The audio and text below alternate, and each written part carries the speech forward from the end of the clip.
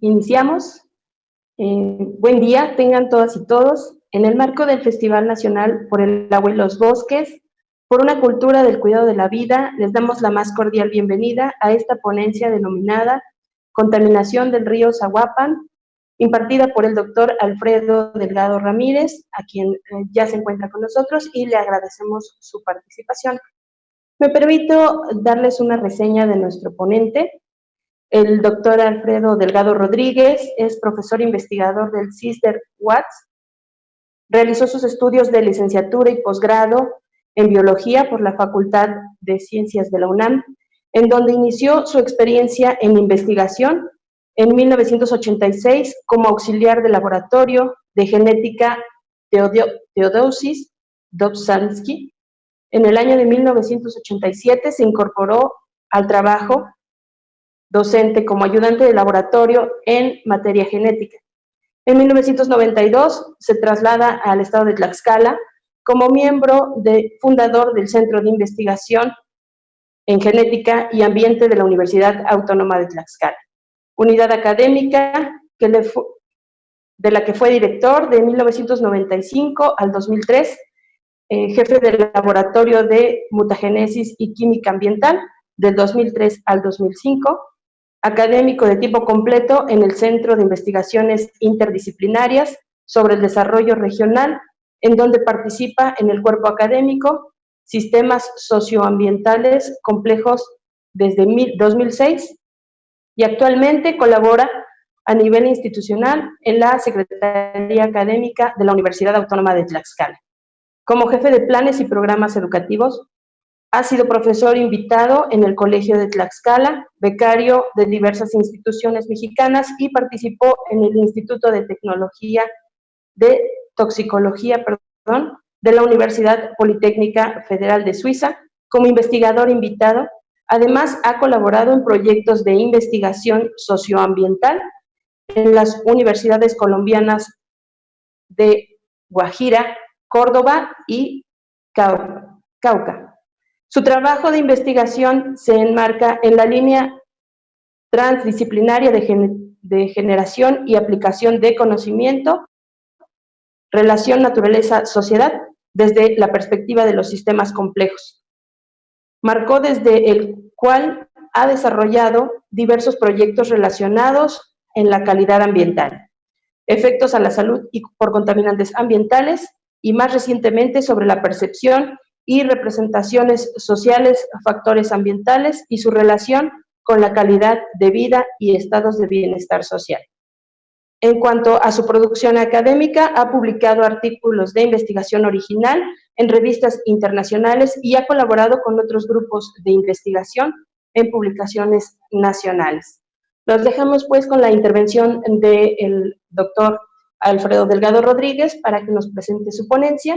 Les pedimos a los participantes mantengan en todo momento cerrados sus micrófonos para poder escuchar la intervención del doctor y más adelante daremos una sesión de preguntas y respuestas para que puedan participar. Adelante, doctor, por favor. Sí, gracias. Me voy a permitir compartir pantalla.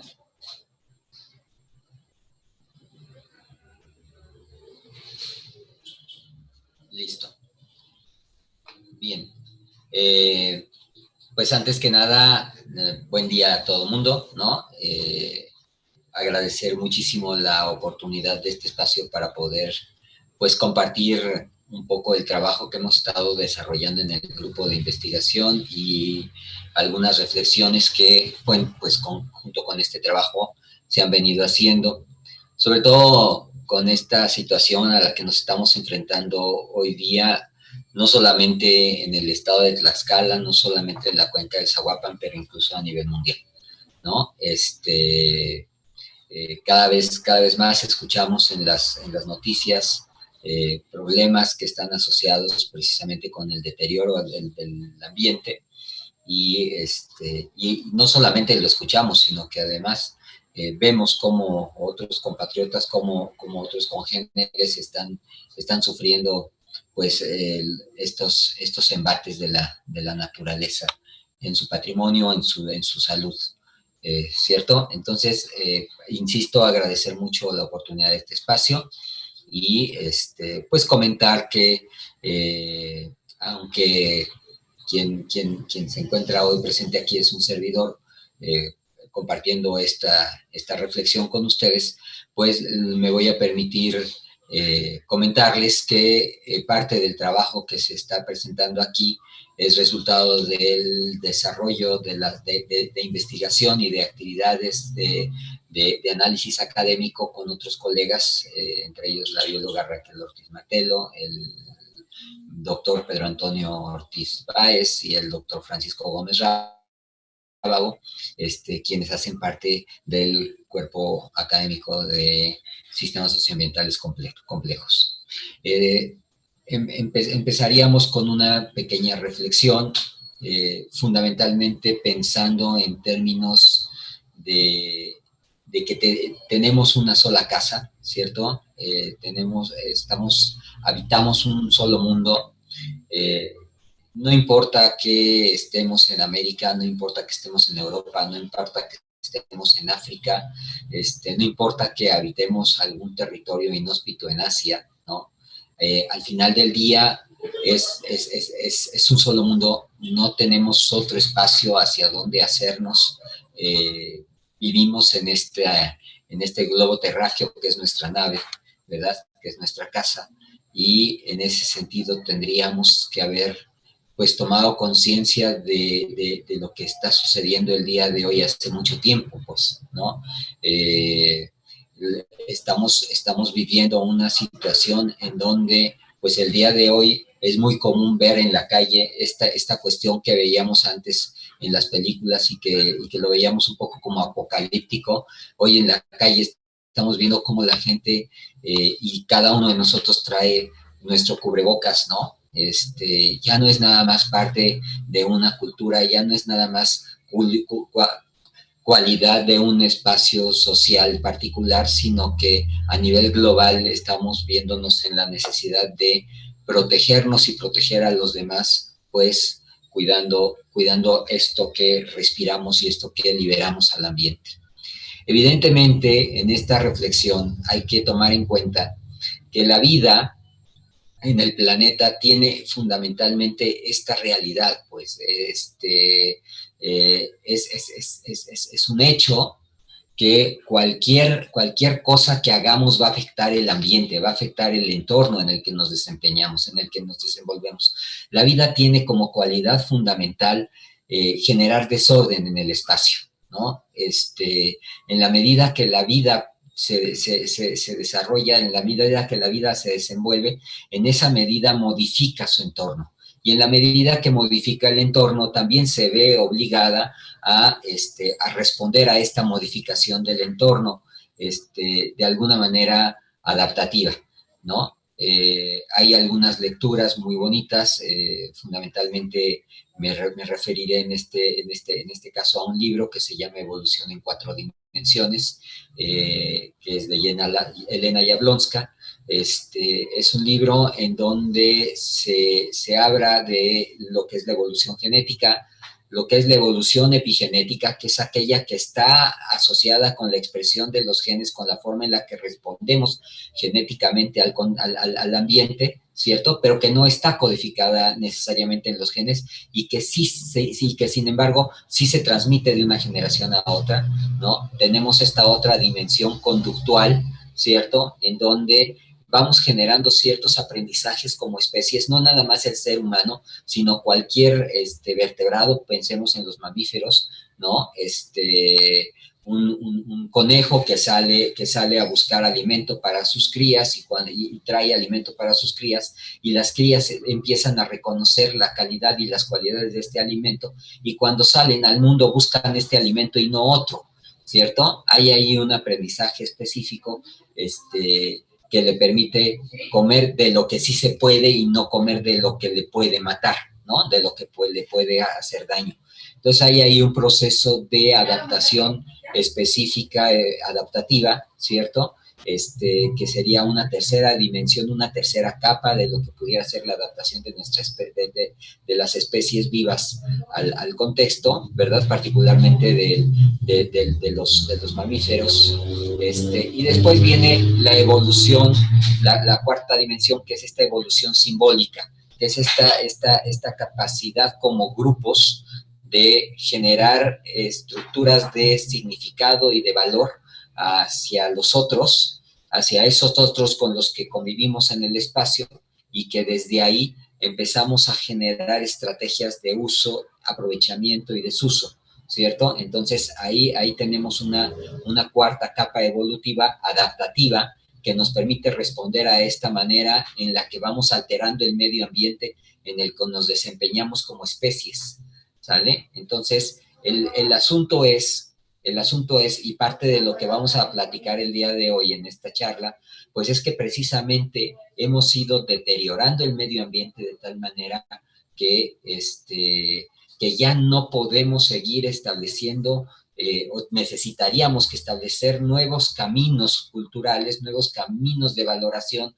nuevos caminos adaptativos para poder continuar sobreviviendo como especie. Es posible, por ahí dicen que estemos en un proceso ya de enfrentamiento a nuestra propia extinción, ¿cierto? Entonces, voy a tomar las palabras de Tarlov, con respecto cuando habla con respecto a las características sociales dentro de las cuales la vida tiene lugar. Y es precisamente esto de lo que estábamos hablando ahorita, ¿no? Primero, reconocer que la vida genera alteraciones al medio, ¿no? Cualquier forma de vida, cualquier estructura social va a generar modificaciones al entorno en el que se desempeñe. Pues esa es una parte de la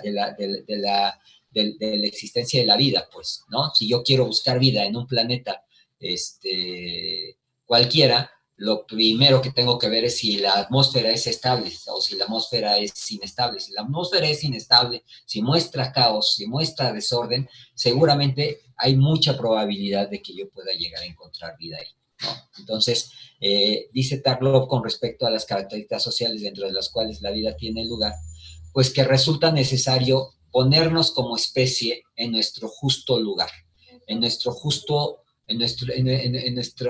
escala y en nuestra justa categoría y jerarquía con relación a esos otros con los que compartimos el espacio, con relación a nuestro ambiente, ¿cierto? En la medida que todos los que habitamos el espacio, todos los que conformamos el territorio donde nos desempeñamos, en esa medida, todos hacemos un sistema ecológico. Estamos ahora construyendo conceptos como ciclo socionatural del agua, que voy a abordar en un momento más, como socioecosistema, como relación socioambiental, ¿cierto? Que nos obligan como a repensar nuestro papel, como a repensar nuestro lugar en este espacio ecosistémico, ¿cierto? Y en ese espacio ecosistémico, pues evidentemente es un ecosistema porque todos los que habitamos ese espacio, sean humanos o no humanos, sean bióticos o no bióticos, nos interrelacionamos, ¿verdad? Y lo que haga cualquiera de las partes afecta a cualquiera de las otras partes, ¿cierto? Y en ese mismo tenor, pues va a afectar al todo, ¿cierto? Entonces, cualquier afectación que nosotros estemos generando, pues eventualmente traerá como consecuencia un problema, un detrimento o no sobre nuestra propia especie, ¿cierto?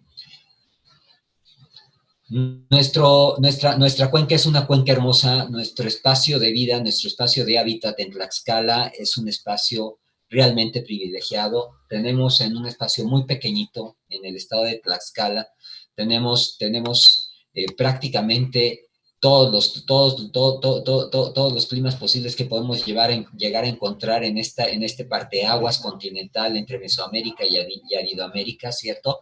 Y tenemos una multiplicidad de climas, tenemos una multiplicidad de biomas, tenemos una multiplicidad de culturas, en ese sentido también, de estructuras culturales y sociales, que nos dan paisajes tan hermosos como que que les muestro en este momento, ¿no? Sin embargo, sí tenemos que tomar en cuenta con toda esta reflexión, sí tendríamos que estar tomando en cuenta cómo hemos venido desarrollándonos como especie, ¿no? Voy a dejar a un lado un ratito la cuenca y vamos a pensar un poco cómo hemos venido desarrollándonos como especie en esos términos adaptativos de los que hablábamos, ¿cierto? Y entonces esta diapositiva la he tomado de una presentación que hizo el doctor Barrera Basols en un encuentro que tuvimos con él y con el doctor Leonardo Tirtania de la Universidad Autónoma Metropolitana en Querétaro, ¿verdad? El equipo de trabajo con nuestros estudiantes y los doctores, pues tuvimos este encuentro y el doctor Barrera Basols presentaba esta diapositiva en términos de hacer una reflexión, pues en cuestión de cómo hemos ido, conforme hemos ido generando estas estrategias adaptativas, ¿cierto? Conforme hemos ido como especie dominando elementos tecnológicos, uno de los elementos centrales de los que vamos a ver es cómo hemos ido teniendo acceso a diferentes tipos de energía y a diferentes tipos de tecnología. Hemos ido desarrollando diferentes estrategias tecnológicas para la satisfacción de nuestras necesidades. Vamos a hablar de dos tipos de necesidades, ¿no? Aquellas necesidades biológicas y aquellas necesidades sociales. No son diferentes, hay un continuo entre una y otra, pero sí podemos definirlas, pues, ¿no? Aquellas necesidades básicas biológicas de aquellas necesidades sociales, como es el relacionamiento. Esto ha quedado muy patente ahora con la presencia del COVID, ¿no? De la pandemia, pues porque el alejamiento social, el aislamiento social nos ha generado una serie de problemas socioemocionales importantes, ¿cierto? Y ahí es un ejemplo muy claro de este relacionamiento como una necesidad social, ¿verdad? Como una necesidad de satisfacción social en términos de nuestro desempeño como individuos en nuestros contextos de vida. Bien, entonces, conforme hemos ido desarrollando más tecnología y dominando más y generando más conocimiento y teniendo acceso también a más fuentes de energía, pero fundamentalmente a la energía fósil para poder obtener también de ahí energía eléctrica, ¿cierto? Entonces lo que vamos a ver nosotros es una serie de procesos, ¿sí? Que están asociados con las revoluciones industriales, por ejemplo, ¿no? Como para poner muy claramente cómo ha venido el proceso. Entonces tenemos, digamos, en el siglo, en un momento determinado, ¿no? En el siglo XVIII tenemos la tecnología mecánica que lleva a una producción mecánica, ¿cierto? Que modifica la aparición de la máquina mecánica, empieza a generar estrategias de producción masiva, ¿cierto? Después de esto viene el uso de la energía fósil para la producción de vapor y entonces viene la máquina de vapor, ya tengo un proceso más mecanizado, más automatizado, ¿cierto? En procesos de producción y esto trae otro parteaguas en las formas de organización productiva, en las formas de producción y consumo, ¿cierto? Y después viene la aparición de la energía eléctrica, que tiene como dos fases. Uno es la aparición de la energía eléctrica directa y después viene la energía eléctrica alterna, ¿no? Ambos desarrollos tecnológicos generan un nuevo parteaguas, ¿cierto? Y entonces ahora tenemos una producción más acelerada, tenemos mucho mayor capacidad de producción, de extracción de recursos naturales del medio, ¿cierto? Y aquí tenemos ya, a partir de cómo en el proceso de este desarrollo, lo que vamos a ir viendo es cómo se ha ido acelerando el impacto de nuestras actividades sociales en el contexto permítanme mover acá abajo, ahí está, cómo hemos ido desarrollando, cómo hemos ido generando los impactos, y a partir de 1950 este proceso se acelera aún más, ¿no? Entonces estamos pensando entre los 50 y los 60, en Tlaxcala tal vez un poquito más tarde, alrededor de los 60, empezamos a tener un proceso de desarrollo, fundamentalmente de desarrollo de la actividad industrial mucho más intensivo, mucho más acelerado, ¿cierto? Ok, vamos a darle. Este desarrollo industrial que vemos aquí no viene solo, por supuesto que trae consecuencias, y una de las consecuencias más fuertes, y es de lo que se ha estado hablando mucho últimamente, es este incremento de la temperatura global, ¿cierto? En donde en esta gráfica lo que podemos ver es una reconstrucción de cómo se ha movido la temperatura en el planeta, ¿verdad? Pasando por la gran glaciación, y después de ahí hacia el 2004, cómo se ha incrementado significativamente y de manera acelerada la temperatura promedio global, ¿sí? Estamos hablando hoy de que hay un proyecto mundial de tener el incremento de la temperatura que no rebase 1.5 grados centígrados. Estamos viendo que en realidad no solamente es que no lo vamos a poder lograr, sino que además en el momento en el que nos encontramos hoy es ya una situación particularmente irreversible, es una situación irreversible a la que nos enfrentamos hoy, con una mayor cantidad de tormentas, una mayor cantidad de sequías mucho más intensas, más prolongadas, tormentas más fuertes con mayor frecuencia, ¿cierto? Tormentas torrenciales. Estamos viendo ahorita, es muy común prender la televisión, escuchar en estos últimos 2-3 meses, escuchar las noticias y inundaciones, arrastres de poblaciones completas, ¿no? Invadidas por el agua, ¿cierto? Entonces, este calentamiento global ya no es una discusión solamente académica, es una realidad a la que nos enfrentamos todos en nuestra cotidianeidad, ¿cierto?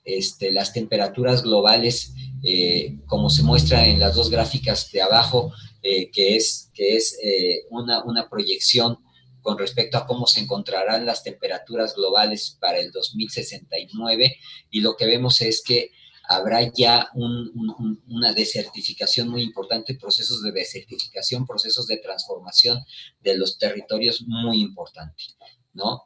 Entonces, en ese sentido, viene a tomar relevancia esta reflexión sobre qué estamos haciendo nosotros con respecto al agua, con respecto a este elemento en el que gracias al cual vivimos, pues, ¿no? Últimamente hemos estado discutiendo mucho, y una de las cosas en las que particularmente he dado mucho énfasis es en que tenemos que reconsiderar al agua ya no solo como un recurso, sino como ese elemento vital dentro del cual la vida tiene lugar, ¿no? En el planeta Tierra, un dato que me parece importante: en el planeta Tierra la vida se da gracias a que el agua existe en sus 3 estados, ¿no? En sus 3 fases físicas al mismo tiempo. Entonces la tenemos al mismo tiempo en fase gaseosa, en forma de vapor, la tenemos en forma líquida y la tenemos en forma de hielo, en forma sólida, ¿cierto? Entonces esto ha permitido que se lleve a cabo el ciclo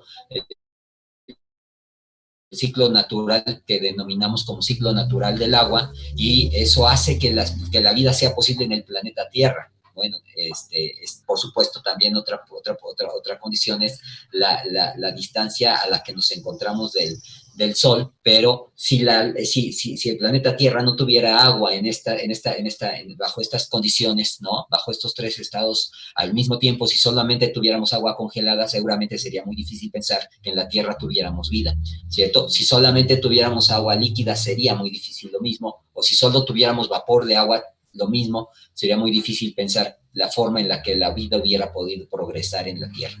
Entonces, está el ciclo natural del agua, ¿no? Que todos conocemos, ¿cierto? En donde yo tengo agua que corre por los continentes, agua que se encuentra en los océanos, que se evapora y en el momento que se evapora se precipita, ¿verdad? Y se infiltra hacia los subsuelos, y el ciclo sigue y seguirá, pues, en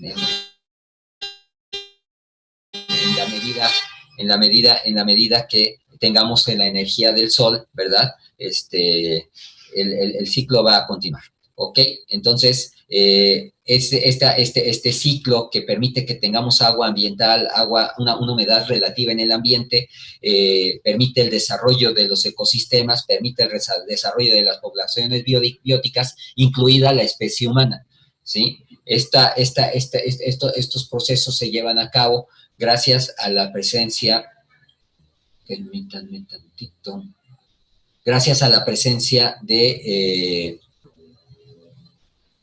aquí lo tengo, ahí está. Gracias a ciertas estructuras orográficas, a ciertas estructuras fisiográficas del espacio, ¿cierto? Dentro de a las cuales vamos a denominar en este momento cuencas. Entonces vamos a tener estos espacios fisiográficos dentro de los cuales tiene lugar la vida, y estos espacios fisiográficos denominados cuenca llevan a cabo ciertos procesos de relación entre los procesos humanos y los procesos no humanos. Entonces, a esa relación del ciclo del agua en el contexto de los procesos humanos y los procesos no humanos le vamos a denominar ciclo socionatural del agua. Y entonces yo voy a tener agua en términos de uso productivo y en términos de uso social, ¿sí? Tomo agua del ciclo natural, la incorporo a mis procesos productivos, la incorporo a mis procesos sociales, ya sea que la use para producción de alimento o que la use para producción industrial. De cualquier forma el agua será usada y será devuelta al espacio natural, ¿verdad? Al espacio, al ecosistema, evidentemente no modificada en su estructura química, pero sí con ciertas condiciones de calidad y de potabilidad determinada, ¿cierto? También voy a tener procesos de evaporación que eventualmente harán que llueva, ¿cierto? Se precipitara. En el caso del agua social, del agua para uso social, también voy a tener agua para uso social, tanto en el espacio rural como en el espacio urbano, ¿cierto? Lo mismo que sucede con el agua que yo tomo para el uso industrial, para el uso productivo, va a suceder con el agua que tomo para el uso social. Va a ser empleada y va a ser devuelta de alguna manera, ya sea por evapotranspiración, ya sea por descargas, pero va a ser devuelta a este espacio fisiográfico denominado cuenca. Puedo generar un proceso social donde use agua que no modifique sus cualidades físicas, sus cualidades de conductividad, de carga de materia orgánica, etcétera. Y la respuesta es muy difícil pensar que yo pueda devolver el agua cero alterada, ¿no? Es decir, sin alteraciones. Ya sea que sea por descargas, ya sea que sea por evapotranspiración, es bien difícil que se dé eso. Siempre voy a estar devolviendo agua con alguna modificación, ya sea un cambio en la temperatura, un cambio en la conductividad, un cambio en su carga orgánica, un cambio en sus cualidades por la presencia de compuestos químicos, ¿cierto? Entonces, estos son, digamos, los usos del agua que le damos tanto en términos de usos productivos como de usos sociales. Y entonces, yo voy a recibir agua en la cuenca. Yo siempre en este espacio fisiográfico vamos a estar recibiendo agua. ¿De dónde viene el agua que recibimos? El agua que recibimos viene de las precipitaciones, lo estamos viendo hoy, ¿no? De estas precipitaciones impresionantes, ¿no? La vamos a recibir por escorrentía, ¿no? De las partes altas hacia las partes bajas. Las vamos a recibir como agua virtual, que es un proceso de incorporación y de extracción de agua a partir de procesos productivos. La recibo en forma de alimento, la recibo embotellada, ¿cierto? La recibo en forma de refresco, ¿ok? Entonces, pero también la extraigo y la exporto a otras cuencas en forma de agua, en forma de refresco, en forma de alimento, en forma de producto industrial, ¿sale? Y por supuesto, los cauces naturales, ¿sale? Bien. Ahora, si lo que estamos diciendo es que siempre voy a tener un impacto sobre la calidad del agua, en términos de que yo la tomo, la uso, la incorporo a mis procesos, independientemente del valor que le dé, ¿sí? Va a tener modificaciones. Entonces estoy pensando, tengo que estar pensando obligatoriamente, ¿no? Primero, de dónde voy a recibir el agua, de dónde la voy a tomar, de dónde la debería estar tomando, ¿no? Y qué impacto se está generando después de que yo la uso. Esto implica un cambio total de visión, ¿no? En los procesos políticos, en los procesos económicos, en los procesos sociales, ¿cierto? Porque implica tomar conciencia de lo que está sucediendo con lo que, a partir de lo que yo hago con el agua. Entonces, se generan impactos y entonces aquí la tarea está en cómo genero la gestión, no solamente para asegurar que llegue agua a la población, no solamente para asegurar que tenga yo agua, o sea, yo como sociedad, ¿verdad? Para satisfacer mis necesidades biológicas, pero también mis necesidades sociales. Y decíamos hace ratito, estas necesidades biológicas y estas necesidades sociales son también tienen dos naturalezas o dos objetivos fundamentales que están vinculados inalienablemente. Uno es la producción y otro es la reproducción. Yo necesito agua para producir. Si no produzco, si no genero biomasa, si no me desarrollo como especie, ¿cierto?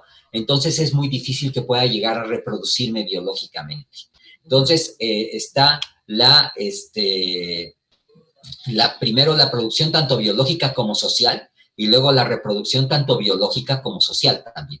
¿Ok? Entonces, aquí lo que yo tengo que hacer, que tendríamos que estar viendo, es cómo vamos gestionando tanto el acceso al agua para satisfacer estas necesidades, como los impactos que se generan de este uso del agua, ¿verdad? De tal forma que yo pueda asegurar un agua, ¿no? De mejor calidad, un agua que esté en la cantidad necesaria, con la calidad adecuada, ¿verdad? En el lugar donde se necesita, ¿cierto? Entonces es calidad, accesibilidad y cantidad, ¿sale? Bien. Este es nuestro estado de Tlaxcala. Aquí está, este es uno de los estados más pequeños del país, por supuesto, ¿verdad? Por su forma y por una serie de características, bien podríamos pensar que es como una pequeña Suiza en el contexto del centro sur de la República Mexicana. Lo que vamos a ver aquí es, por un lado, el volcán La Malinche, por el otro lado el volcán Popocatépetl y el volcán, la montaña, el Iztaccíhuatl, ¿cierto? Y en este contexto es donde vamos a encontrar el Alto Atoyac. El Alto Atoyac hace parte de una gran cuenca, ¿no? De una región hidrológica muy importante para el país, la región del Balsas. Nosotros nos encontramos ubicados en la región del Alto Balsas, ¿sí? Y dentro de la región del Alto Balsas se estructura la cuenca, fisiográficamente hablando, se estructura la cuenca del Alto Atoyac, ¿sí? Y como parte de la cuenca del Alto Atoyac están dos subcuencas, la subcuenca del Atoyac, que prácticamente viene en esta parte, ¿no? Viene toda esta parte, ¿sí? Y luego la subcuenca del Zaguapan, que prácticamente abarca todo el centro del estado de Tlaxcala, lo que implican 18 municipios, ¿verdad? Y 18 de 60 municipios, y eso hace que la presión social sobre la estructura fisiográfica de la cuenca sea muy fuerte, tanto en términos de asentamientos como en términos de producción agrícola, como en términos de producción industrial. Lo que vamos a estar viendo es que los usos que tenemos del agua son fundamentalmente esta distribución de uso de agua, ¿cierto? Entonces va desde el uso para la agricultura, que es la mayor cantidad de agua que se usa, el agua para consumo humano, que es la segunda, el segundo uso más importante del agua, ¿verdad? El uso industrial y otros usos como son los servicios, ¿sale? Servicios recreativos, servicios para el riego de áreas verdes, etcétera, ¿cierto? Bien. Lo que vamos a ver entonces es que en la cuenca vamos a tener procesos muy intensos de presión sobre el recurso agua y sobre los recursos, no solamente sobre el agua, pues, sino sobre el suelo y sobre los bosques, ¿cierto? Entonces vamos a tener procesos muy importantes que vienen, primero, desde la parte del Ixtapopo, ¿no? Que es esta parte, ¿cierto? En donde tengo la subcuenca del Atoyac, esta parte que estoy marcando en este momento es prácticamente la subcuenca del Atoyac. Esta zona ya es el municipio de Puebla, ya es Puebla, ¿cierto? Y entonces aquí tengo lo que es la subcuenca del Atoyac claramente reflejada por la estructura hídrica, ¿cierto? Y luego tengo la subcuenca del Zaguapan, que es esta parte de acá, que también está muy claramente reflejada. La mancha gris que se observa aquí habla de la densidad urbana, de los procesos de urbanización. Y lo que vamos a ver nosotros es que prácticamente desde el centro norte del estado de Tlaxcala hasta la confluencia en términos de la subcuenca del Zaguapan, hasta la confluencia con la subcuenca del Atoyac, y en el proceso que se da hasta la presa Valsequillo, tengo un proceso muy fuerte de urbanización. Ahí hay urbanización, conurbación, ¿sí? Es todo un corredor con una presión impresionante sobre la cuenca y que además siguen estos dos procesos, tanto el que se da desde el occidente hacia el suroriente y desde el norte hacia el sur, ¿verdad? Siguen precisamente la fisiografía, el cauce de estos dos ríos fundamentales para la región del Alto Atoyac, que es el Atoyac, por un lado, que nace en esta parte, por toda esta agua rodada que baja desde el Iztapopo, y para el Zaguapan, por toda el agua que baja desde esta parte al norte de la población de Tlaxco, ¿sale? Tenemos entonces dos tipos de impactos que se generan por contaminación en los ríos, ¿no? Por un lado está la contaminación dispersa, por otro lado está la contaminación puntual o localizada. Y esto lo traigo a colación como un paréntesis al margen, pues porque de pronto hablamos de contaminación y me parece que en el proceso de construcción social del conocimiento tendríamos que estar pensando con mucha mayor claridad de qué hablamos cuando hablamos de contaminación y del deterioro de nuestras cuencas, ¿cierto? Entonces, en términos de la contaminación dispersa, pues vamos a ver que es aquella que se origina en grandes terrenos, que se origina en grandes espacios, en donde no voy a tener yo un solo desagüe, no voy a tener una sola descarga, ¿cierto? Y entonces yo lo que voy a tener aquí es que es una contaminación que se genera fundamentalmente por producción agrícola, por cultivos, por jardines, ¿cierto? Por vías de comunicación, ¿ok? Entonces, en las vías de comunicación, aunque no lo veamos en las carreteras, se tira aceite y se quedan un montón de componentes orgánicos sobre las carpetas asfálticas. La misma carpeta asfáltica está emitiendo constantemente vapores, ¿cierto? Y eso hace que tengamos en cierto momento este tipo de contaminación. Y luego vamos a tener contaminación puntual o localizada, que es la que normalmente pensamos o nos imaginamos o clásicamente le mostramos a nuestros niños cuando estamos viendo educación ambiental, ¿verdad? Y lo que les mostramos son drenajes, ¿cierto? Son descargas de drenajes. Entonces, es así, es esa contaminación que está localizada, que está originada por descargas urbanas, por descargas industriales, ¿cuáles? En la que yo puedo precisar con claridad dónde se está dando ese impacto, ¿cierto? Lo que me falta saber es qué tipo de impacto estoy teniendo. Y ojo, cuando hablo de impacto, no tendríamos que estar pensando no solamente en el impacto sobre el río, sino en el impacto en el contexto de la cuenca. Están los olores, están los compuestos orgánicos volátiles que se desprenden de estos procesos contaminantes, ¿sí? Que no se quedan ahí, sino que migran a otros sitios, ¿cierto? La pérdida de suelo en las partes altas. Si yo tengo una gran carga de sedimentos, de material suspendido, si yo tengo una gran carga de compuestos orgánicos, pues lo que voy a tener también es evidentemente un proceso ahí que no está afectando o que no resulta solamente de un proceso productivo, sino que resulta de un conjunto de realidades en el contexto fisiográfico de la cuenca, ¿cierto? Este es solo un ejemplo de cómo se va deteriorando el río Zaguapan a lo largo de su cauce por el estado de Tlaxcala. Es la variación de la concentración de carga orgánica. ¿Qué es la carga orgánica? Son bacterias fecales, ¿no? Son bacterias fecales, es materia orgánica, ¿no? Fecal también, pero también es materia orgánica, no necesariamente fecal, son grasas y aceites, ¿cierto? Y son otros compuestos orgánicos que pueden estar presentes, incluidos algunos derivados del uso de agroquímicos, ¿no? Entonces, lo que yo puedo observar aquí es cómo desde el norte de Tlaxcala, desde Atlangatepec, ¿no? Incluso antes de Atlangatepec, en la región norte de Tlaxco, como decíamos ahorita, yo voy a tener una calidad de agua relativamente buena,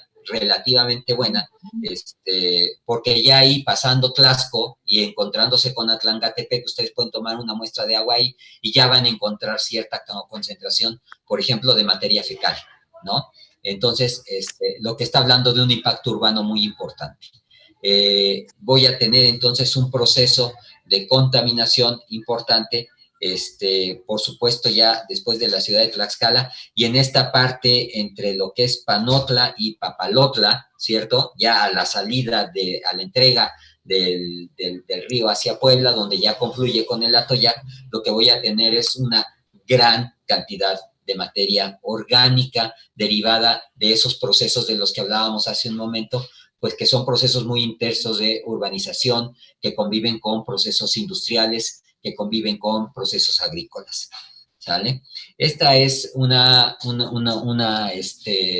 referencia muy didáctica, no es exacta ni en términos del cauce de los ríos, ni en términos de dónde empieza y dónde termina la contaminación, pero sí nos permite ver un poco cómo va la dinámica de la contaminación del agua en el contexto de la modificación de la calidad, de la afectación a la calidad del agua, en el contexto de la cuenca del Zaguapan y del Atoyac, es decir, de la cuenca del Alto Atoyac.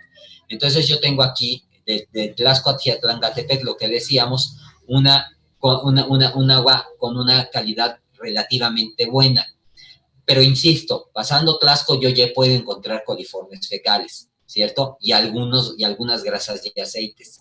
Pasando a Tlangatepec, ¿cierto? Y hasta, y después voy a tener agua de alguna manera más contaminada, con mucho mayor carga orgánica, con muchos, aquí en toda esta zona, ahorita vamos a verlo, en toda esta zona voy a tener una gran actividad agrícola, ¿cierto? Con algo de actividad industrial también. Entonces, esa actividad industrial afecta tanto estos cauces como estos tributarios, ¿cierto? Que van a formar parte de la corriente del río Zaguapan.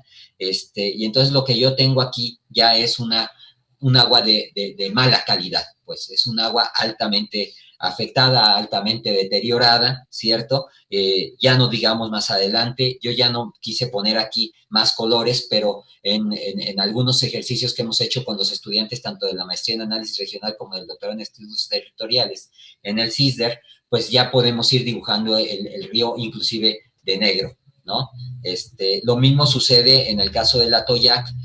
Yo tengo en esta parte norte, digamos, ¿no? Donde empieza a tributarse desde el Iztapopo, yo voy a tener agua de relativamente buena calidad, sin embargo baja por procesos de urbanización y conurbación muy fuertes, donde hay ya corredores industriales con una actividad productiva muy intensa, y lo que voy a tener ya aquí pasando San Martín Texmelucan y a la entrada a Tlaxcala, voy a tener una intensidad muy fuerte de vertimentos contaminantes al Atoyac, hasta que confluye con el Zaguapan.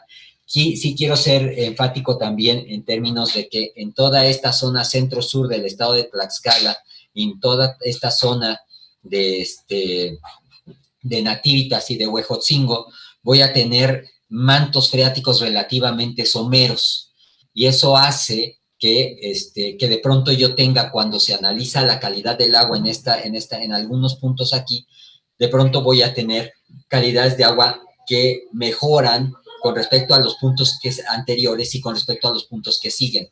Y la razón es que tengo ahí efectos de dilución, pero es que tengo procesos muy importantes de afloramiento de agua, porque tengo mantos freáticos relativamente someros. Entonces, eso es bien importante. Nos hace falta tener en el estado y en general en el país estudios adecuados sobre los flujos subterráneos del agua, cómo se están llevando a cabo estos flujos, pues porque ayer me preguntaban, por ejemplo, ¿qué hacemos para rescatar la laguna de Acuitlapilco? Y mi respuesta fue, lo primero es dejar de molestarla, es decir, es dejar de arrojar ahí vertimentos, pero también tendríamos que estar viendo dónde están los procesos a través de los cuales esa laguna recibe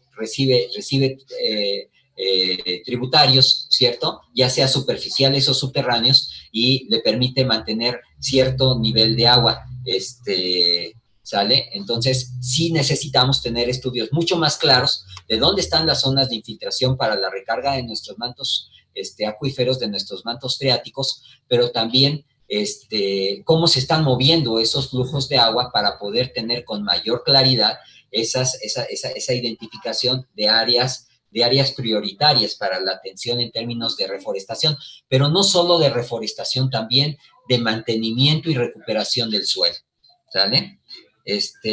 Entonces yo puedo dividir la cuenca del Zaguapan, así como lo estamos mostrando aquí. Yo puedo dividir la cuenca del Zaguapan, la subcuenca del Zaguapan, en la parte alta, la parte media, que sería esta, y la parte baja. Lo que les voy a presentar ahorita muy rápidamente es un ejercicio que hemos hecho y que a partir de los recorridos que hemos realizado, y que nos permite de alguna manera identificar algunas cualidades, inclusive algunas realidades que se van dando en el contexto de cada una de las partes de la cuenca. En la parte alta, lo que voy a tener son procesos tengo bosques, pues, por supuesto, pero ya tengo bosques que han venido deteriorándose por diferentes motivos. Uno de ellos, por supuesto, es la deforestación, el uso intensivo de recursos maderables, tanto legal como no legal, ¿no? Sabemos que en toda la zona norte, en el área de Tlaxco, en el área de la Malinche, hay extracción ilegal de madera, ¿cierto? Pero también los procesos naturales, sociales que estamos llevando a cabo en esas regiones nos lleva a paisajes como este que vemos aquí, como las famosas cárcavas en Tlaxco, ¿no? Que aunque sean hoy un atractivo turístico, decía el doctor Francisco Gómez Rábago, debieran ser la cara de la vergüenza, pues porque son resultado de procesos de erosión que no vienen solamente de la época industrial, pero que vienen inclusive desde la época de la llegada de los españoles, pues en donde se empezó a hacer un uso intensivo del suelo, se descubre el suelo, y a la hora que se pierde la cubierta del suelo, que se va perdiendo el suelo mismo, pues en esa medida se va deslavando también el suelo, y se van formando estas cárcavas impresionantes, ¿no? Entonces, lo que tenemos en esa parte alta es el río, con una calidad del agua, como decíamos hace un momento, relativamente buena, pero ya con materia orgánica que no solamente viene de actividades antrópicas, pero también de la pérdida de suelos, ¿no? Y voy a tener también en el entrecruz entre la parte alta y la parte media actividades industriales, actividades agrícolas y actividades urbanas, que por supuesto están impactando de manera significativa y que están poniendo en riesgo tanto la vida, ¿no? Esta fotografía es una fotografía de un accidente industrial que se dio hace algunos años al norte de Apizaco, ¿cierto? Voy a tener incendios intensivos, ¿cierto? A veces provocados, a veces no intencionales, pero que sí causan una afectación importante a nuestros ecosistemas, afectaciones por el uso de agroquímicos, ¿cierto? Por las descargas industriales también, ¿sí? Y pues nosotros en el términos de nuestros espacios de hábitat, que son los espacios urbanizados, pues lo que estamos haciendo es convivir con estas emisiones contaminantes, ¿cierto? En la parte media de la cuenca, que convive un poco con estas actividades que mencionábamos hace un momento, pues voy a encontrar este tipo de paisajes donde tengo una gran cantidad de residuos, donde tengo actividades industriales, ¿cierto? Hay actividades muy importantes de todo tipo, de todo giro, tanto de metalmecánica, tanto de química, tanto de reciclaje de papel, de producción de agroquímicos, de transformación para la generación de varillas, ¿cierto? Y también, por supuesto, descargas urbanas que me dan este tipo de paisajes donde yo tengo grandes nubes de espuma, ¿no? El único que están haciendo es reflejar la cantidad de detergentes que de pronto llevan esas aguas, ¿no? Lo mismo, este mismo tipo de cosas me voy a encontrar en Yauquemecan, en la cascada de Tlihuetzía, ¿cierto? Donde, si bien es un paisaje natural y se le ha buscado también como un atractivo turístico, pues siempre a la hora que uno se asoma y ve primero el olor y luego ve las nubes de espuma que están formándose ahí, pues ya el atractivo turístico como que se pierde un poquito, ¿no?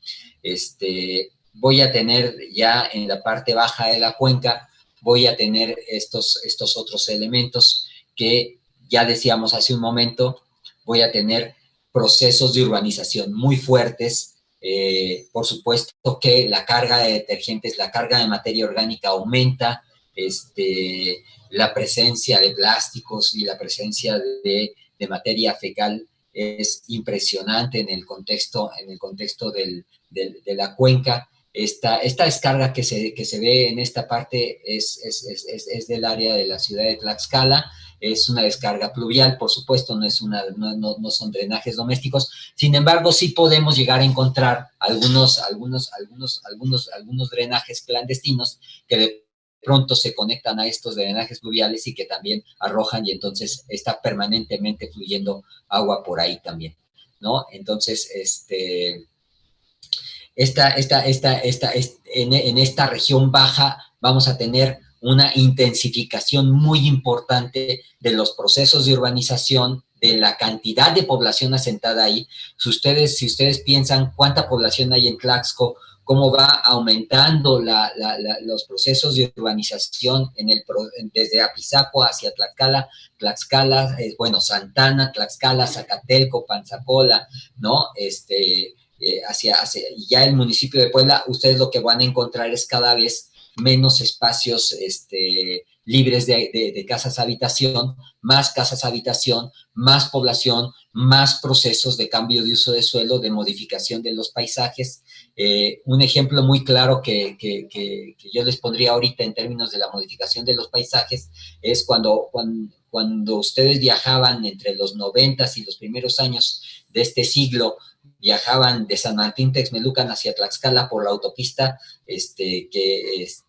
San Martín Tlaxcala, pues ustedes veían prácticamente cultivos de maíz, ¿no? Eran cultivos, toda esa zona era cultivos. Hoy ustedes van transitando y lo que uno ha visto cuando transitamos frecuentemente esa carretera, lo que ves es primero un aumento de la actividad industrial, segundo, un aumento de estructuras de habitaciones, ¿no? De casas habitación, pero también una modificación de las actividades. Ya no todos los espacios se ocupan para la agricultura, hay cada vez una cantidad mayor de espacios de reciclaje, ¿no? Entonces uno ve cada vez más espacios donde se está separando la basura, donde llegan y los recolectores de basura y ahí la van depositando y después la empiezan a separar, y uno puede viajar por esa carretera y eventualmente ve cómo se levantan las humaredas porque están quemando todo lo que ya no pueden reciclar, pues,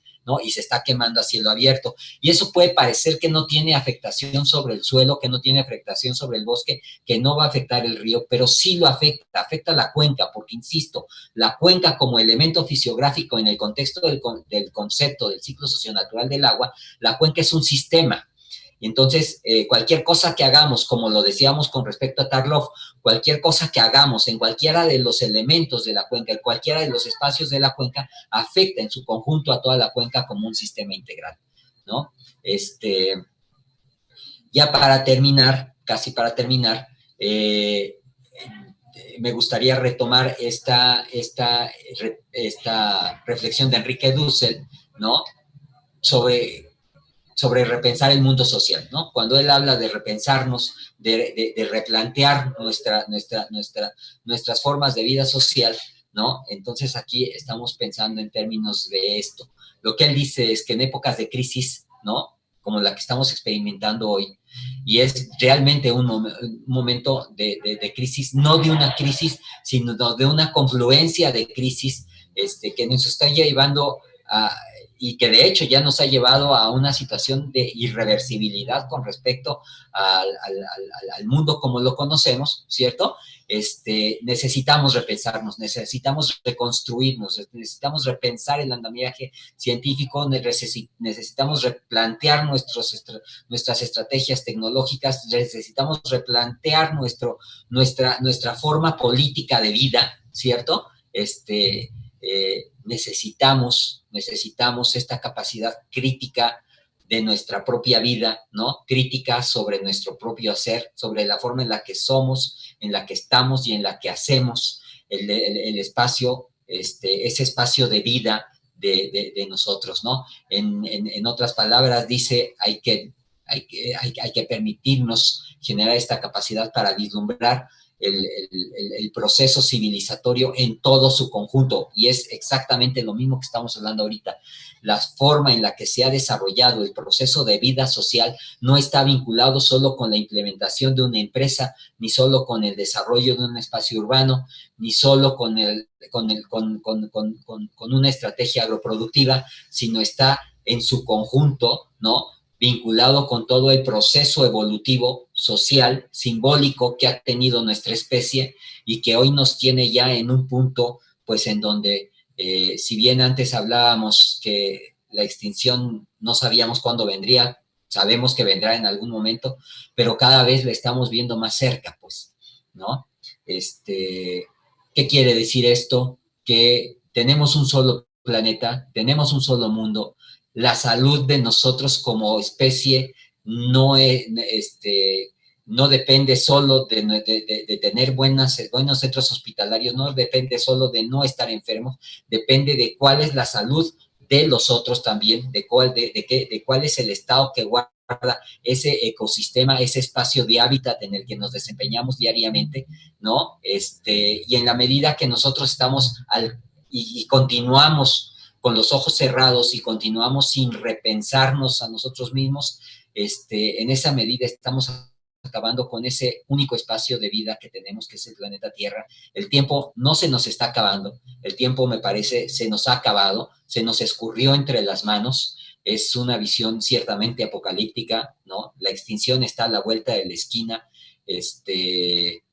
Tal vez la especie sobreviva, pero no estamos hablando de una sobrevivencia masiva, sino de una sobrevivencia de unos cuantos que probablemente tengan acceso a cierto tipo de tecnologías, a cierto tipo de espacios, pues como en aquellas películas de ciencia ficción donde nos encerramos en un búnker esperando que la catástrofe pase y el planeta se recupere solito para que podamos volver a salir y recolonizar el planeta, ¿cierto?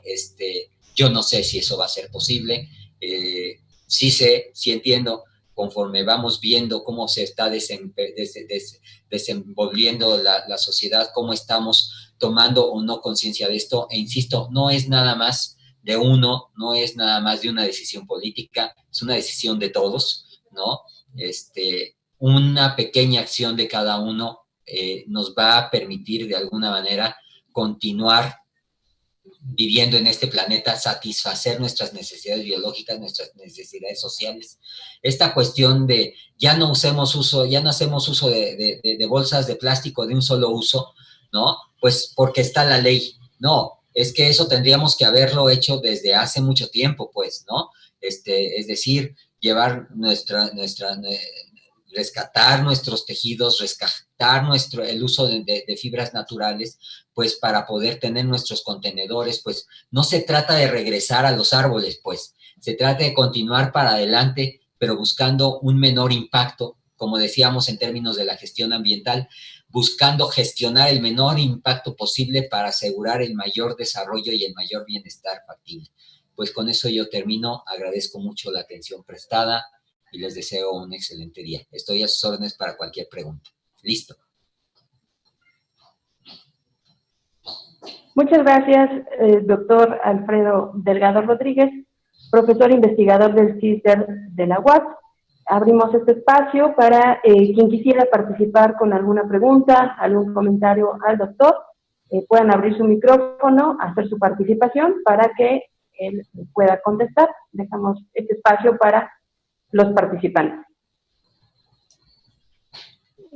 Muy buenas tardes. ¿Me escuchan? Perfecto, Cris. Ok. Bueno, muy buenas tardes, doctor. Mi pregunta es la siguiente. ¿En el estado de Tlaxcala hay alguna ley que sea obligatoria o algo que haga, vamos a decir, responsables a las fábricas de devolver algo al medio ambiente? Me refiero que si trabajan cerca de una área natural, no sé, estos se vean obligados quizás a no sé, sembrar árboles, reducir o mejorar un parque recreativo en mantos acuíferos. Bueno, es que este proyecto yo lo vi en una fábrica de Bayer en Orizaba. Ellos están, el agua que ellos ocupan la descontaminaron a un 70%, un 80% y la regresaron a un parque acuático como área recreativa y pues obviamente pues a la gente se le enseñaba a cuidarla. Entonces, mi duda es que si hay alguna ley en el Estado que permita o que ejerza que se puede hacer este tipo de prácticas aquí. Ok, en realidad la ley de mitigación, es decir, las normas para la mitigación del impacto de las actividades productivas están desde hace mucho tiempo en la Ley General de Protección al Ambiente y Equilibrio Ecológico, ¿no? En la LEGEPA. Ahí está normado, ¿no? Que toda actividad productiva que se desarrolle en el espacio social tendrá que remediar los impactos que esté generando. Por eso toda empresa tiene que generar un estudio de impacto ambiental. Ahora, cuáles sean los proyectos que estas empresas desarrollen para poder asegurar la mitigación de sus impactos, eso lo tendría que valorar. En este momento lo valora la autoridad. La propuesta que se está haciendo ahorita, y precisamente es uno de los elementos bien importantes que se está trabajando en muchos grupos, inclusive por parte del CONACYT, es que en este tipo de estrategias de mitigación de los impactos ambientales debería estar participando también la sociedad, ¿cierto? Entonces, ahí están las normas, pues. Sí hay una norma, pues la respuesta precisa es sí hay normas que obligan a las empresas a generar estrategias de mitigación.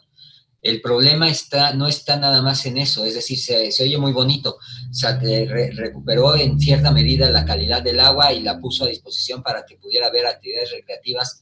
La situación es qué otros impactos se están generando que no se están resolviendo, ¿cierto? Porque donde hay un lado claro, también está el lado oscuro de la moneda. Entonces, ¿qué otros impactos se están generando que no se están resolviendo, ¿cierto? Y que a veces son impactos que causan mucho mayor problemática que aquellos impactos que pareciera ser que se están resolviendo, ¿sí? Entonces, me parece que ahí nos falta todavía ver la moneda por los dos lados y tomar realmente las responsabilidades para asegurar una gestión más adecuada de los impactos ambientales, ¿no? Pues eso. Creo que Verónica, levantaste la mano. Sí, hola, ¿qué tal, doctor? Buen Adelante. día, saludos a todos. Tengo una pregunta y un comentario.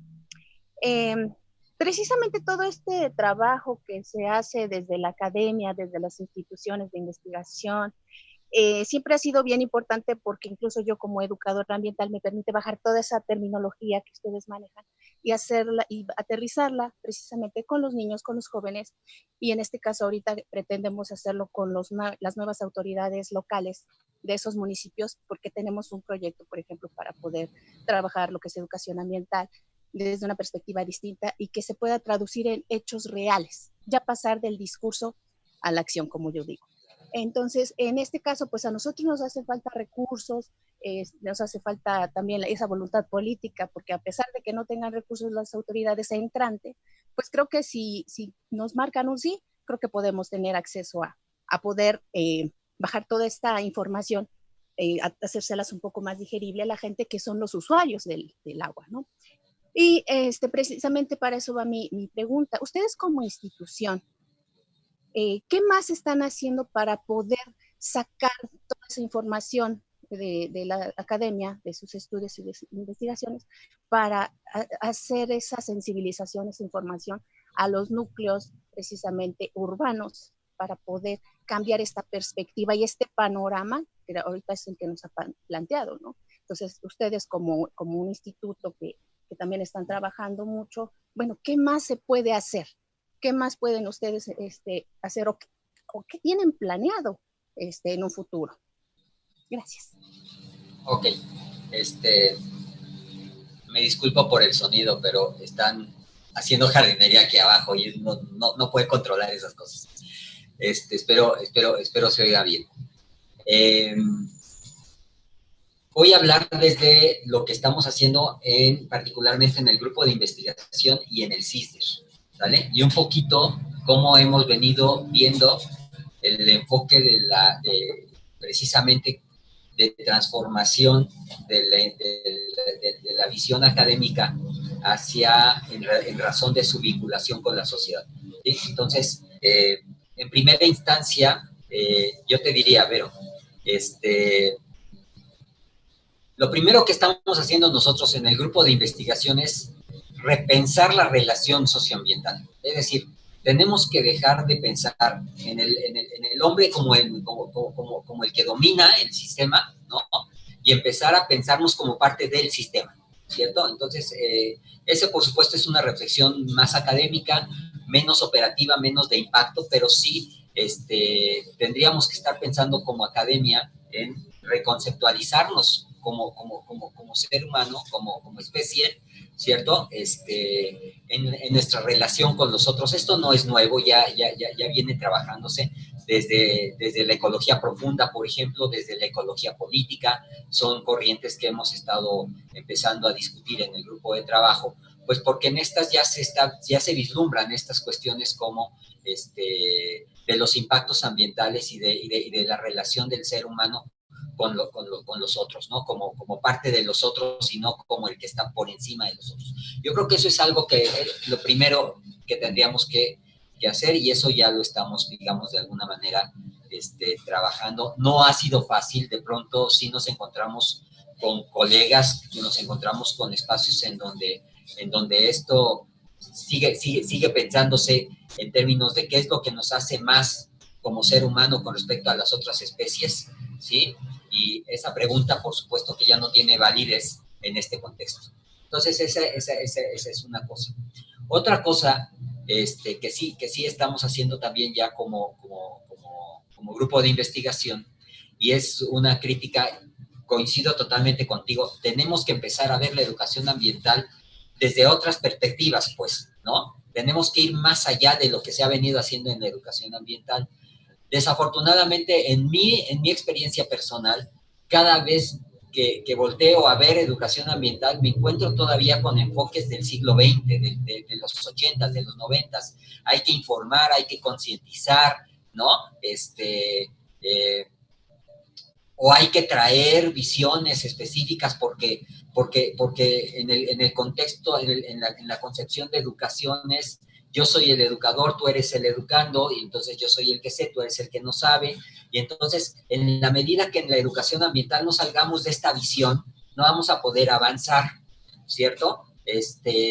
Y ahí estamos tomando principios básicamente, pues, desde la pedagogía de la liberación, desde la decolonialidad del pensamiento, ¿no? Es decir, nos han formado como en ese sentido. Hay una unidireccionalidad de lo que se debe aprender, y esa unidireccional esa direccionalidad está dada por el que dice qué se debe aprender y el que va a aprender, ¿cierto? Entonces, no hay un reconocimiento del que va a aprender, ¿cierto? En términos de sus realidades, en términos de sus necesidades, porque quien decide qué debe aprender es el que enseña, ¿no? Entonces, esas visiones en la educación ambiental se tienen que cambiar y tienen que ir más hacia reconocer que ese otro tiene una naturaleza, tiene una realidad, tiene una cosmología, ¿no? Tiene un pensamiento simbólico específico, y entonces ahí lo que estamos trabajando nosotros en el grupo de investigación,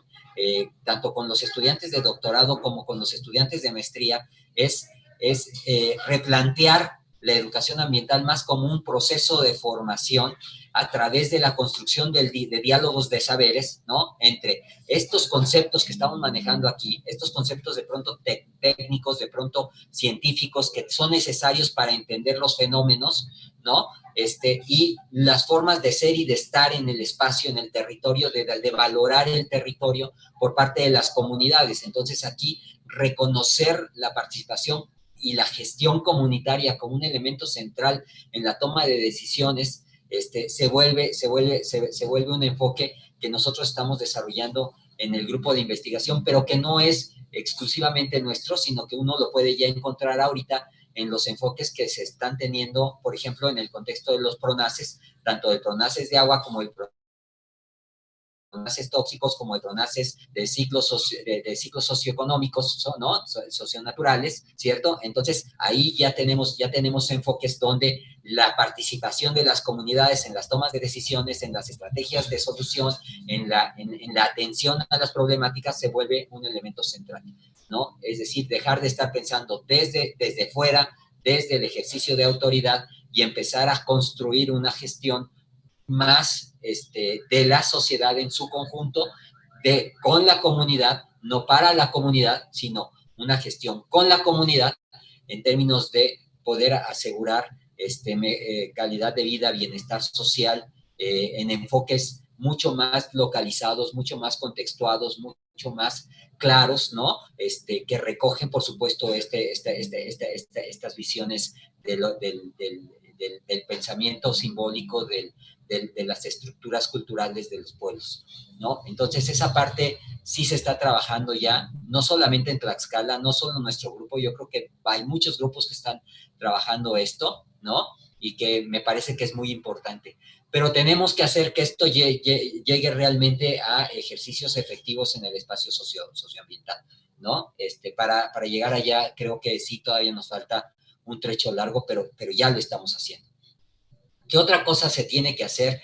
Y es fundamental, decía yo hace rato, nos faltan datos, nos faltan estudios.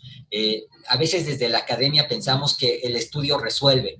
No, el estudio es solamente un insumo más, pero sí tenemos que empezar a tener o que actualizar datos, o que generar estudios mucho más sistémicos, con una visión mucho más amplia de lo que es la realidad social de la cuenca, pues para poder asegurar un mejor desempeño de todo el conjunto, de toda la cuenca como sistema socioambiental, ¿no? Pues eso, Vero.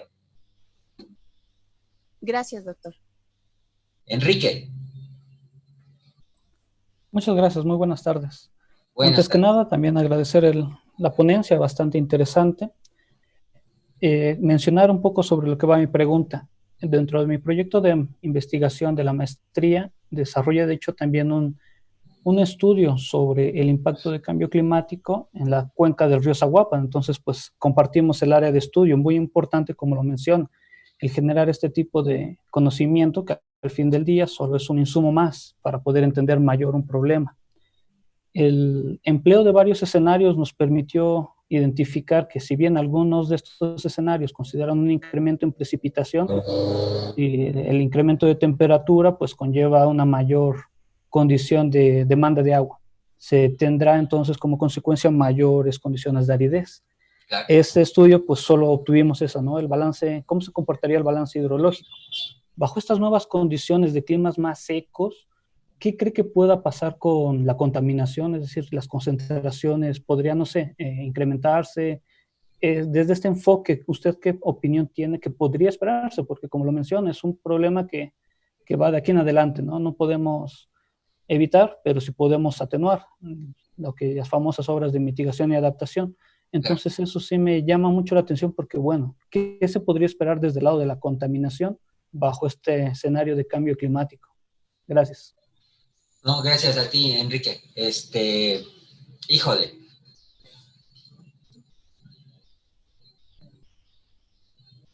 Voy a tocar dos temas con respecto a tu comentario y a tu pregunta, Enrique, si me lo permites. Uno, en términos de responder cuál es mi perspectiva, y insisto, es mi perspectiva con respecto al impacto del cambio climático en términos de la contaminación, de los eventos contaminantes. Y después voy a hacer una pequeña reflexión sobre precisamente las tareas que están quedando pendientes con respecto al cambio climático, ¿no? En términos de cómo es que yo percibo el impacto del cambio climático en las actividades contaminantes, bueno, es que el cambio climático modifica la temperatura, las corrientes de aire, ¿cierto? Es decir, hablar de cambio climático no implica nada más medio grado más en el océano, pues, ¿no? Sino que ese medio grado más en el océano modifica las corrientes de agua en los océanos, es decir, son fenómenos globales, son fenómenos que tienen impactos fundamentalmente en los procesos más regionales, más amplios a nivel continental inclusive, pero esos eventos modifican las corrientes de aire también, ¿cierto? Y esa es precisamente la modificación de esas corrientes de aire la que aumenta la frecuencia y la direccionalidad de ciclones, tornados, en fin, ¿no? Huracanes, ¿cierto? La presencia de heladas, etcétera. Entonces, en términos del agua, por supuesto que en la medida que hay una menor cantidad de agua en los cuerpos superficiales, hay un efecto de concentración de los contaminantes. Eso no hay vuelta de hoja, ¿no? Entonces, esos efectos de los que yo hablaba con respecto a que de pronto tenemos fenómenos de dilución. ¿Y por qué son importantes los fenómenos de dilución? Porque en la medida que yo diluyo el contaminante, aumento la capacidad natural del ecosistema para transformarlo e incorporarlo, ¿no? Es decir, retirarlo del cuerpo de agua, ya sea que se aproveche para la obtención de energía o que se quede almacenado en alguna estructura biológica, ¿cierto? Entonces, la disolución se vuelve un evento importante, pero la concentración de estos disminuye la posibilidad de transformación, aunque también aumenta otros fenómenos como son la absorción y la absorción, que son fenómenos químicos que no voy a profundizar en este momento, pero que están involucrados en la capacidad del sistema para transformar esas moléculas químicas en el ambiente, ¿cierto? Entonces, sí, yo voy a tener, en términos de los cuerpos de agua superficial, en términos de las descargas, pues imagínense una descarga que cae a un río, que trae un flujo determinado de agua.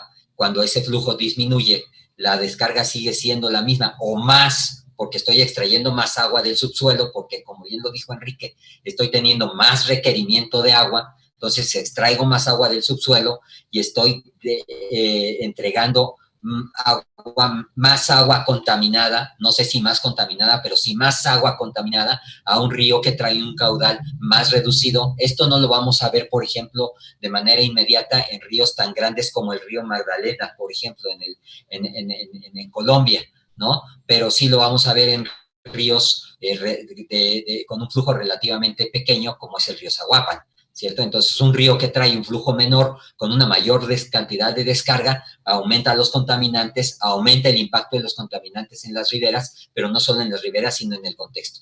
Y el aumento de la temperatura en razón de la evapotranspiración también aumenta la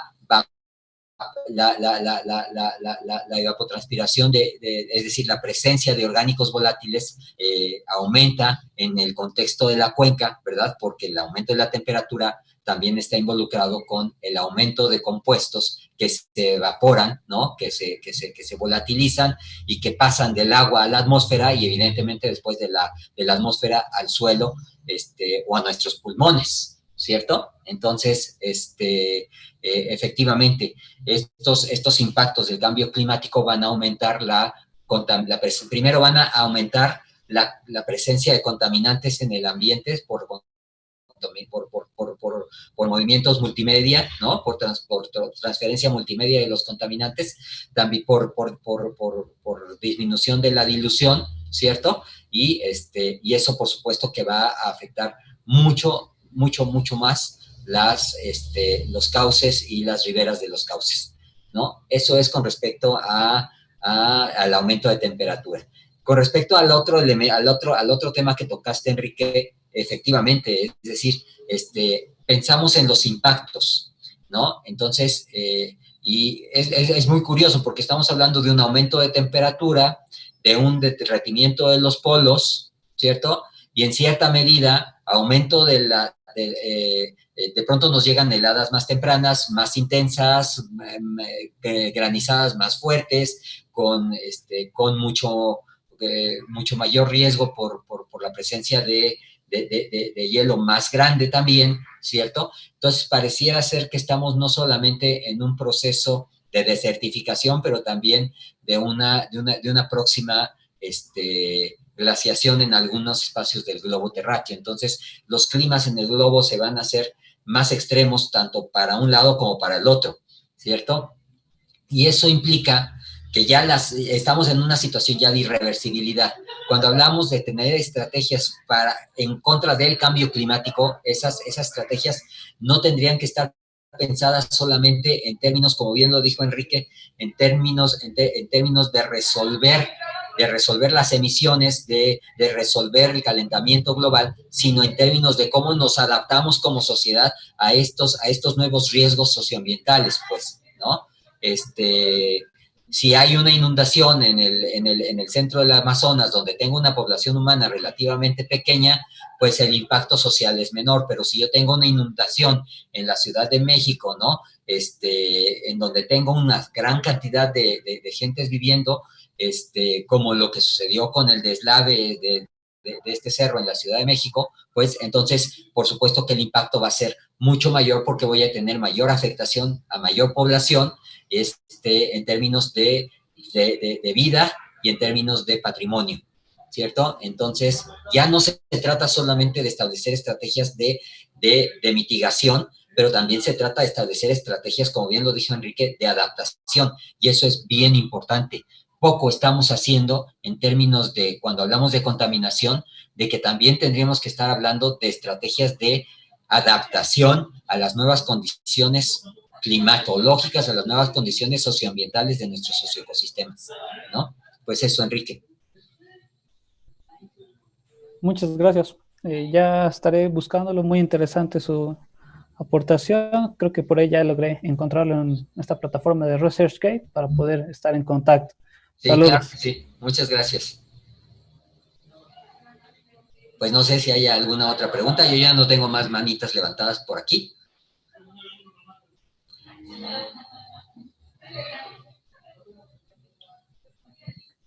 Bien, pues si ya no hay alguna otra participación, agradecemos nuevamente a nuestro ponente, el doctor Alfredo Delgado Rodríguez, por su interesante ponencia, su participación. Les recordamos que esta ponencia se retransmitirá en el marco del Festival Nacional por el Agua y los Bosques, por una cultura del cuidado de la vida. Se va a transmitir vía YouTube por un canal, FENAP Tlaxcala, para que lo puedan buscar a partir del día viernes 22, haremos la transmisión de esta videoconferencia y no nos resta más que agradecerles su presencia, su participación y agradecerle nuevamente al ponente. Que tengan un muy buen día, que estén bien. Gracias.